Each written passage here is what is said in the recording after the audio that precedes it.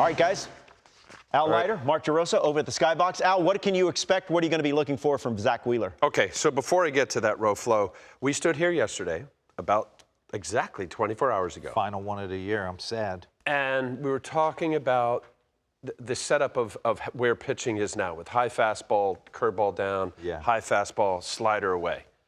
And you said something that I went, all right, can he do that? Because then I'm on my couch last night watching the game. This is to the Philly hitters, and not to be overly critical because I couldn't do it, but I watched guys just constantly swing at the high fastball. But let's go to the sound of what we did yesterday, and I want your take on it. In order to get Mark DeRosa to swing at this, yeah, I'm probably not swinging at that because I load my hands down, so I was looking for the ball down. That would appear up to me right out of shoot. It's almost head high. I'd be taking that pitch.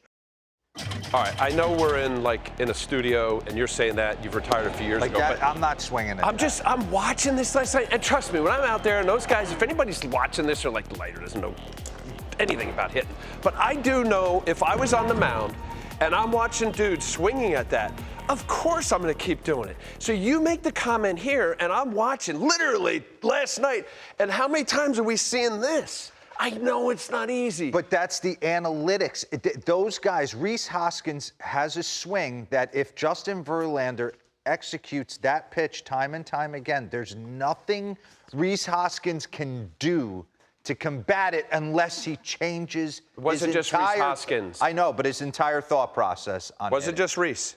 What did Kyle Schwarber say? Short to the baseball, got to think on top. Well, you can't be on top of anything. I don't care who you are if your first move's here. If your first move's here, you can't redirect and then get back on top. All right.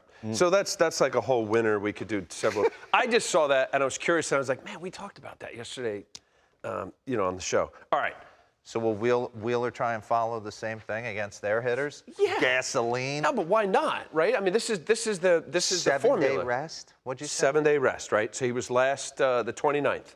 So he's had a little bit of issue with a little velo drop. So I'm going to start the tape with this. So we got the last couple years, this since with the Phils. You see his average velo.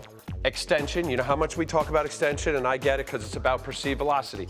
If you look at the number on the right, that is the reason why what the perception of the eyeballs see based on release, extension, out front. Like how far out front can I get this pitch, right? Am I letting it go here or am I letting it go here? Some guys even less than that. Christian Javier, he's got like a 5'9".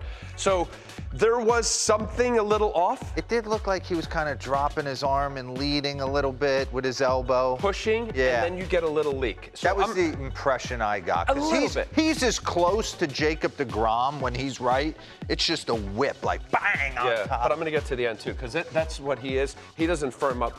Okay, right here, we got, I wanted to also establish his game, too. And we'll get into it. Like, he's been good this postseason. He's been excellent. He's been excellent. Okay, so a little bit ugly in that one game. Guess what? We'll even boil it down even further. Go to the tape, Lucas. It was actually by the fourth pitch. You got a guy. Yeah, I love this. Wow. I mean, you talk about Claudia. Claudia's awesome. He's a beast. He's an under-heralded guy. A big sign with the Phillies from the Mets, and he's been excellent. I mean, that's what he is, right there with Aaron Nola and one of the top guys in the game. But this is simple stuff. Here, this is my mindset. Now stop right there, Lucas, because I just so I could. All right, in his head, and I used to do this when you were in Turner Field. I'm facing Maddox, Smoltz, or Glavine. All right. My guys are going to have a tough time scoring. I can't give up more than 2. I used to think that. Yeah. Like anything more than that, I might have gotten lucky with a win. So in his mind, coming tomorrow night, Fromber. 2 or less. Fromber, I got to figure he's going to be really good. That curveball's going to be nasty. He's got that 2-seamer that's running 94, 95. I got to be on. Yeah. Because I can't be down by a couple runs after the first inning, especially in their ballpark. Okay, go ahead. So it's going to be on his mind. There's no doubt about it. Yeah, I want to give Fromber some love on this tape here because he was excellent, right? 6 innings, the 9 punch-outs. That curveball was amazing. Fastball explosive. You go into his start. First pitch of the game. Whack, right? You're just thinking I'm getting into it. Next pitch, second pitch of the game. Whack! You're down by 1. You got a dude at second base. You haven't gotten anybody out. The 4th pitch of the game, a cutter that didn't get in inside. You got the Crawford box off there. And then you go to the 5th inning, a 2-run jack. This was his disappointing start, right? In the 5th inning, he's come walking off that didn't get the out. So what is he? I'm going to say this, D-Row.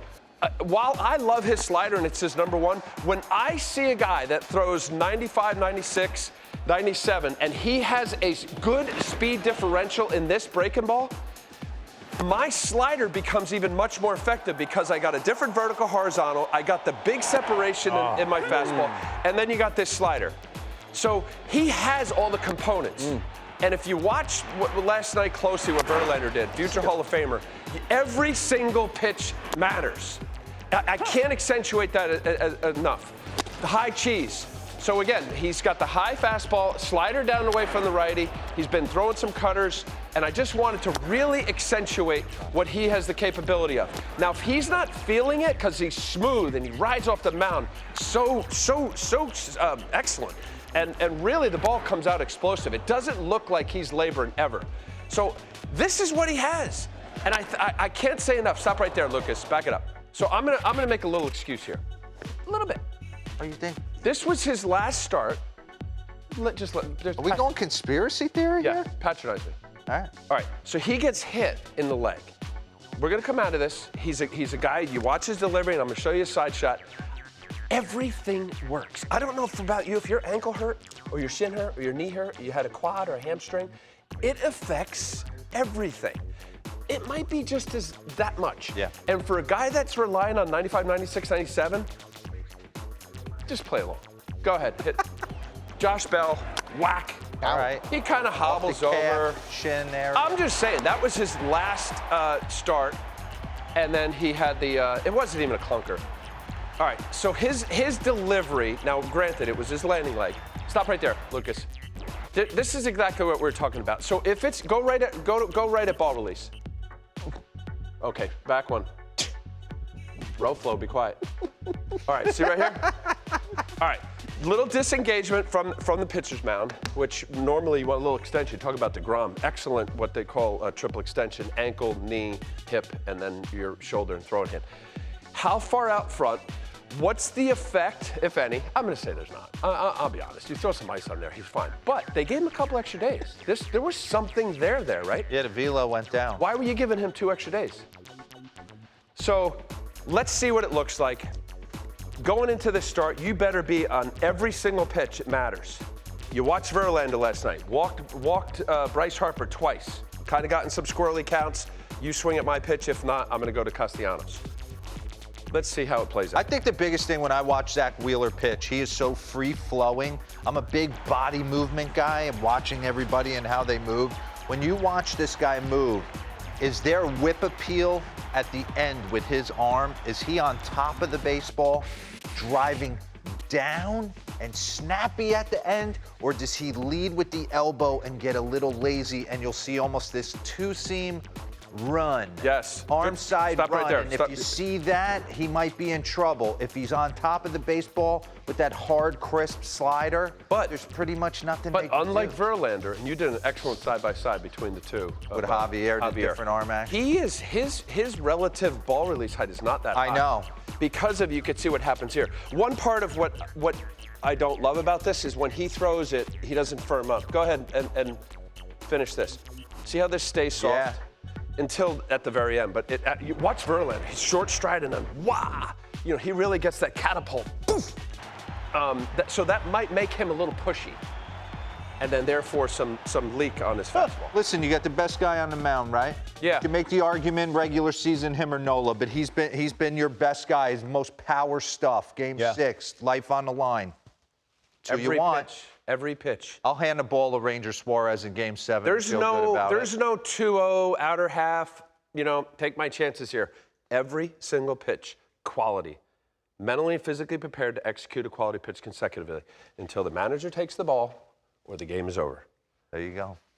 Without allowing the exterior distractions to come into it. Absolutely. Robert, Robert, can you lock in like that? I was, He forgot what you for like a good segment and a half. I can definitely do that.